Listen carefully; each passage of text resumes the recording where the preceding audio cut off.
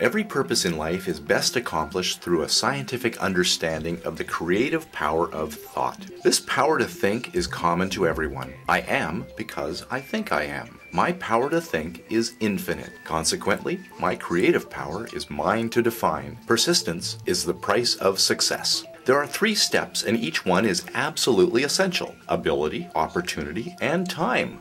I must first have the knowledge of my power. Second, the courage to dare myself to use the power. Third, the determination to do and follow through. With this focus, I can construct an ideal business, an ideal home, ideal friends, and an ideal environment. Thought is omnipotent and has the power to draw on the infinite bank of primary substance for all that it requires. Infinite resources are at my command when I learn to adjust my thought faculties with the universal thought of omnipresence. My ability to cooperate with this omnipotence will indicate my degree of success. With my greater fascination in a true understanding of the world of power within me, my power increases with use. It is potent as resolve and remedy for past error in thinking, protecting me from all form of danger, and is an actual creative force to build new conditions and new environments. The law is that thought will correlate with its object and bring forward in the material world the correspondence of the living thing thought in the mental world. I then decide the absolute necessity of seeing every thought has the inherent element of truth, so the law of growth will bring a manifestation for good, for beneficial purposes, integrating my thinking choices with my personal integrity. This principle gives my thought the dynamic power to correlate with its object and to master every adverse human experience. The law of attraction is another name for love. This is an eternal and fundamental principle inherent in all things,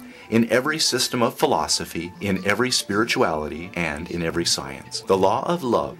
It is feelings that impart vitality to thought. Feeling is desire, and desire is love. Thought matched with love becomes invincible. I find this truth emphasizes wherever the power of thought is understood. The universal mind is intelligence and is substance. This substance is the force that brings particles together by the law of attraction. So they form atoms. The atoms in turn are brought together in the same law and form molecules. Molecules take objective forms, and so I find the law of love is the creative force behind every manifestation of atoms, of worlds, of the universe, of everything the imagination can form in conception. It is the combination of thought and love that forms this irresistible force, the law of attraction. All natural laws are knowable facts. The law of gravitation or electricity or any other natural law operates with mathematical precision. Understanding the law is required to benefit or create with its power. Thoughts are creative in the mental energy before they appear in the outward act or event. By the simple process of governing my thought forces today, I help create the event that will come into my life in the future. Educated desire is the most potent means of controlling the law of attraction. I first create the tools to gain the power to think. The mind needs to comprehend a new idea until a corresponding vibration in the brain cell is prepared to receive it. With the omnipotence of the law of attraction and the scientific method that can be put into operation, the unlimited possibilities open to those who take advantage of the resources offered. I continue to create the necessary brain cells that will enable me to comprehend the unlimited powers by cooperating with natural law with concentration and attention. The attention governing intention. Power comes through repose. It is by concentration that deep thoughts, wise speech, and all forces of high potentiality are accomplished. Energy flows where attention goes. It is in the science that I get in touch with the omnipotent power of the subconscious mind, where all power evolves. I desire wisdom, power, and permanent success evolution. In absolute silence, I will contact the source and open the channels for integrated practice and concentration, leading to perfection. Now I relax. I let go mentally and physically. I relax tense muscles and nerves. I'm entirely comfortable. Now I realize my unity with the omnipotence. I am in touch with this power. I come into a deep and vital understanding, appreciation, and realization of the fact that my ability to think is my ability to act on the universal mind and bring anything or any circumstance into manifestation. I realize that I will meet any and every requirement. Physical science is responsible for the marvelous age of invention. I am now living in a time with spiritual science offering possibilities. Spiritual science was referred to as the superstitious, the mystical. I am now interested in defining methods and demonstration. I have come to know that thinking is a spiritual process, that vision and imagination precede action and event. The day of the dreamer has come. Architects of greatness with vision within their souls look beyond the doubt and through the walls of time. Makers of empires have fought for bigger things than crowns and higher seats than thrones. My home is built on the land a dreamer found. The pictures on my walls are visions from a dreamer's souls. They are the chosen, the trailblazers, the dreamers of the dream come true. The law of causation explains why dreamers, inventors, authors, entrepreneurs make the realization of their dreams. It explains how the picture on my mind eventually becomes my own reality. Energy flows where attention goes. The method of reason and experience challenge superstition, precedent, and convention, educating the inventive faculties more powerfully with the prospect of useful discoveries by shedding light on the laws of the mind.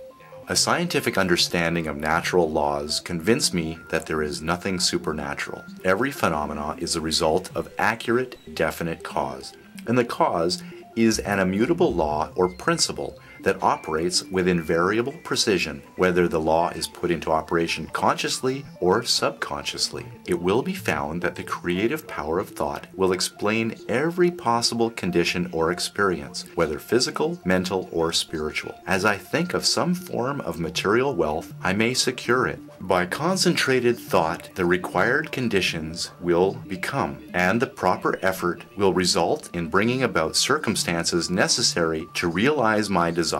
The proper method of procedure to think in order to secure what I really desire. What I desire is happiness and harmony. When I am truly happy, I will have everything the world can give. When I am happy myself, I can make others happy. I have health, strength, congenial friends, pleasant environment, sufficient supply to provide for those comforts and luxuries. I put my knowledge into practice. I get exactly what I give. I give first. It will return to me, and giving is a mental process. Thoughts are causes and conditions are effects. In giving thoughts of courage, inspiration, health, or wealth of any kind, I am setting causes into motion that will bring about their effect. Thought is a spiritual activity and is creative. Clearly, thought will create. It is consciously, systematically, and constructively directed with the means of practically unlimited achievement. I create a mental image of the ideal. I am projecting a thought into the universal substance where all things are created. This omniversal substance is omnipresent, omnipotent, and omniscient. Omni. On me, I think, and I will be omni-me. When this tremendous fact begins to permeate my consciousness, when I really come into realization of the fact that I, my body, my ego, the I, the spirit that thinks, is an integrated part of the great oneness. That is the same in substance, in quality, in kind, that the source created in reflection. I have an understanding of the beauty, the grandeur, and the transcendental opportunities available to me. I have found from my study so far that thought is a spiritual activity and therefore endowed with creative power. This means all thought is creative. The conscious and subconscious are two phases of action in connection with one mind. The relationship of the subconscious to the conscious is quite analogous to a kite and wind. Just as the pressure of the atmosphere causes action on the part of the kite, so does the least thought entertained by the conscious mind produce effect within my subconscious mind. I act in exact proportion to the depth of my feeling, characterizing the thought and the intensity that the thought indulges. The universal energy in all motion, light, heat, and color have their origin, without limitation, in their cause. It is supreme. This universal substance is the source of all power, wisdom, and intelligence. To recognize this intelligence is to be familiar with the knowing quality of mind and through it move with this universal substance, then bring harmonious relations with my circumstances. I get results in exact accordance with my understanding of the law and my ability to make the proper application. This puts me in an entirely new relationship with my environment, opening up possibilities, forming orderly sequence that naturally involve my new mental attitude. Mind is creative, and the principle of this law is sound and legitimate, and inherent in the nature of all things. This creative power radiates from the individual. It originates in the universal, the source of all energy. The individual is the channel for distribution of this energy. The individual is the method for the universal to produce the various combinations that result in the formation of material circumstances. Mind is in every atom of the body. This mind is subconscious mind, and the power of the individual to think makes me conscious, so that I can control this subconscious mind. This is the scientific explanation for metaphysical healing, and will enable me to understand the principle where this remarkable phenomena rests. This mind, contained in every cell of the body, has been called the subconscious mind, because it acts without my conscious knowledge. I've also found that this subconscious mind is responsive to the will of my conscious mind. All things have their origin in mind, and appearances are the result of thought. Since they are produced by the thought, they can be altered by thought. In mental,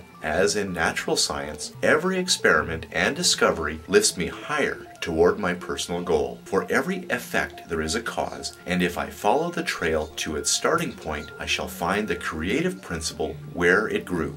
The objective world is controlled by an unseen and unexplainable power. I have personalized this power and called it Source. I have now learned to look on it as the true essence of all that exists, the infinite universal mind. The universal mind, being infinite and omnipotent, has all resources at its command, and when I remember that this is also omnipresent, I make the conclusion that I must be an expression or manifestation of that mind. A recognition and understanding of the resources of the subconscious mind will indicate the only difference between the subconscious and the universal is of degree.